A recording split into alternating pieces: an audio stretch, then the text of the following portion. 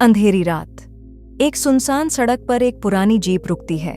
आरव अपनी बचपन की दोस्त मेघा और साथी राहुल के साथ गांव राजपुर पहुंचता है, लेकिन गांव में घुसते ही जीप का इंजन अचानक बंद हो जाता है।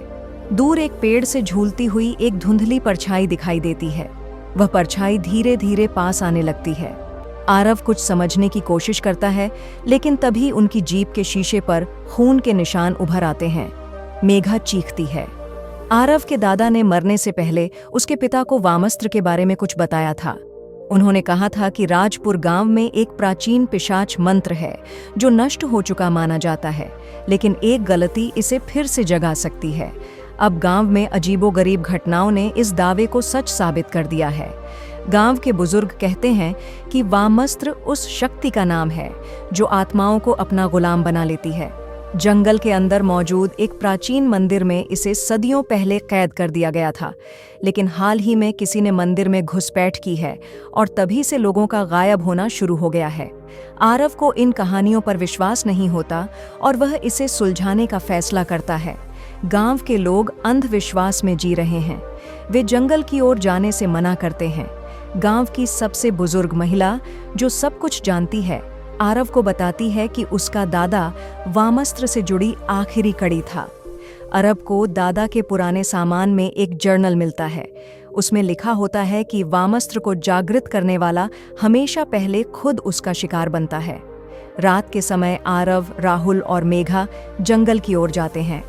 वहां उन्हें मंदिर के पास जमीन पर खून के धब्बे दिखाई देते हैं। जर्नल में लिखे संकेतों को पढ़ते हुए वे एक प्राचीन द्वार तक पहुंचते हैं। जैसे ही आरव दरवाजा खोलने की कोशिश करता है, दरवाजा खुद ही जोर से खुल जाता है। अंदर से ठंडी हवा का झोंका आता है और अंधेरे में दो लाल आंखें चमकती हैं। अचानक राहुल को एक हाथ पकड़कर खींच लेता है। वह चिल्लाता है, बचाओ! लेकिन उसकी आवाज गुफा में गूंजती है और फिर खामोशी छा जाती है। आरव और मेघा दरवाजे के पास खड़े डर के मारे कांप रहे हैं। तभी गुफा से एक धीमी मगर डरावनी आवाज आती है, तुमने मुझे जगा दिया, अब तुम भी मेरी दुनिया का हिस्सा बनोगे। रात का समय, गुफा का द्वार अब भी खुला है। आरव और मेघा उस गहरे अंधेरे को देखते हुए कांप रहे हैं। अचानक अंदर से राहुल की चीख गूंजती है, लेकिन आवाज असामान्य रूप से विकृत लगती है। आरव उसे बचाने के लिए गुफा में घुसने की कोशिश करता है, लेकिन मेघा उसे रोकती है। तभी हवा में एक धीमी मगर डरावनी फुसफुसाहट सुनाई देती है, राहुल, अब तुम्हारा नहीं है, वह मेरा है। अचानक गुफा का दरवाजा खुद ब खुद बंद हो जाता है। गांव में सूरज उगता है, लेकिन माहौल में बेचैनी है। मंदिर के पुजारी सुबह गांव के मुख्य चौक पर सबको बुलाते हैं और कहते हैं, वामस्त्र जाग चुका है, यह सिर्फ शुरुआत है और लोग गायब होंगे। गांव वाले डर से कांपने लगते हैं। आरव और मेघा वापस गांव पहुंचते हैं और राहुल की तलाश शुरू करते हैं। गांव में कोई उनकी मदद करने को तैयार नहीं होता, क्योंकि लोग मानते हैं कि जंगल में गया इंसान कभी वापस नहीं आता। गांव के लोग अब भी डर और अंधविश्वास से बंधे हैं। एक और व्यक्ति, एक किसान, रात में गायब हो जाता है। उसकी पत्नी चीखते हुए बताती है कि उसने देखा था कि एक परछाई उसके पति को जंगल की ओर खींच रही थी। गांव की सबसे बुजुर्ग महिला, दादी, पुजारी को बताती है कि ये सब तभी रुकेगा जब वामस्त्र के असली दुश्मन उसे रोकने आएंगे। आरव और मेघा राहुल की आवाजें सुनने का दावा करते हैं। वह उन्हें जंगल से पुकारता हुआ लगता है। जंगल के पास उन्हें जमीन पर खून के निशान और एक टूटी हुई चेन मिलती है। वह चेन राहुल की थी। निशान उन्हें एक पुरानी झोपड़ी तक ले जाते हैं।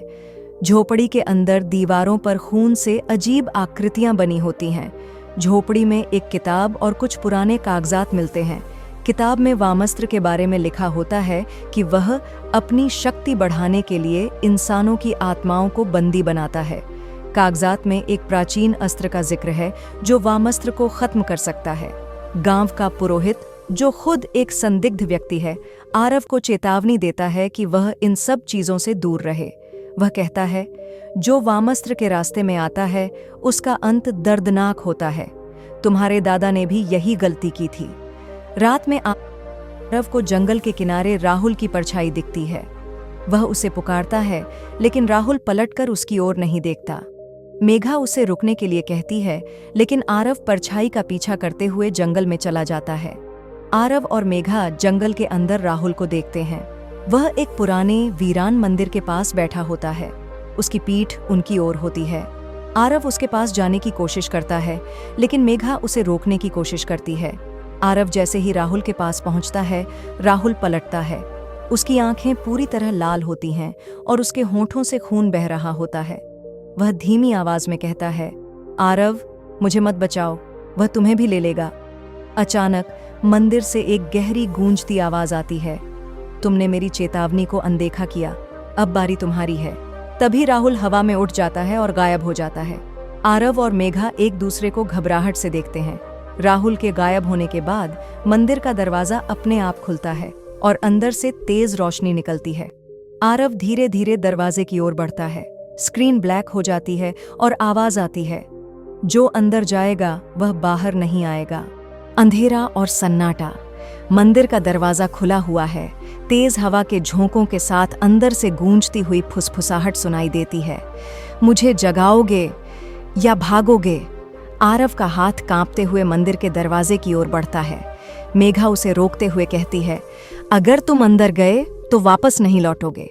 लेकिन आरव की नजर मंदिर के अंदर की उस चमकती रोशनी पर है जो उसे अपनी ओर खींच रही है।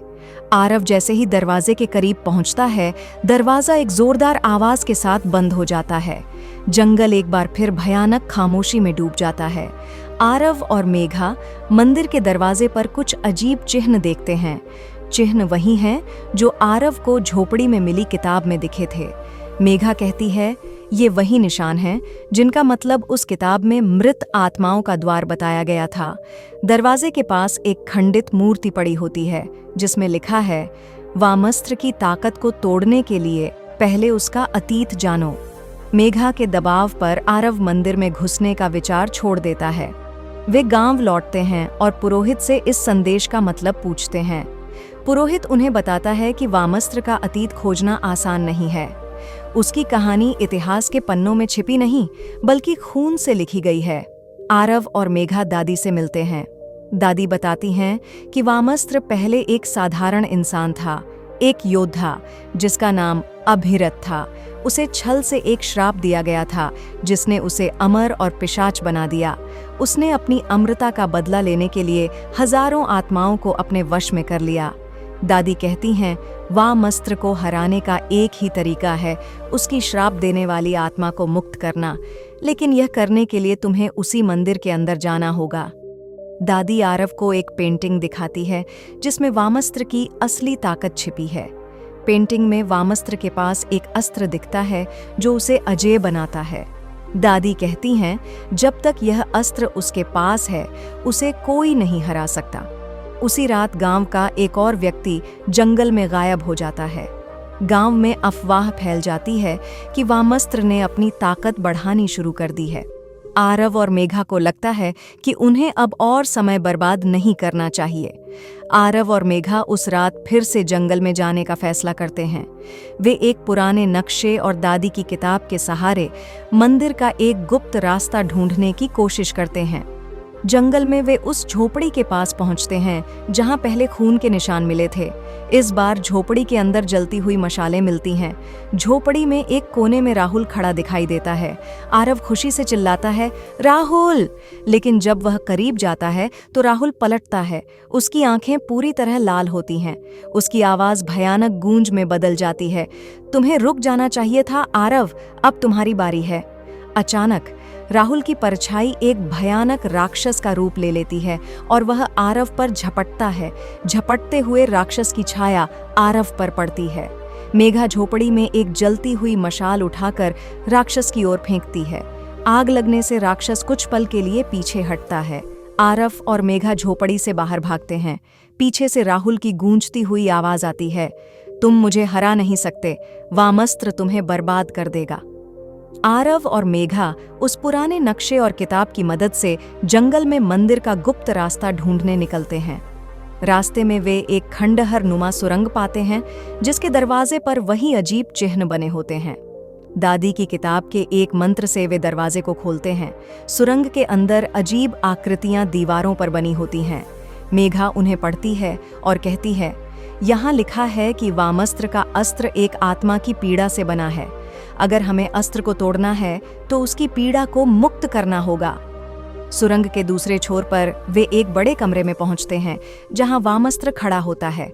उसके पास वही चमकता हुआ अस्त्र है। वामस्त्र हंसते हुए कहता है, तुम्हें लगा कि तुम मुझे हरा सकते हो? यह अस्त्र मेरी अमृता की कुंजी है, इसे मुझसे छीनने की सोच भी मत। आरव और वामस्त्र के बीच एक भयंकर लड़ाई शुरू होती है।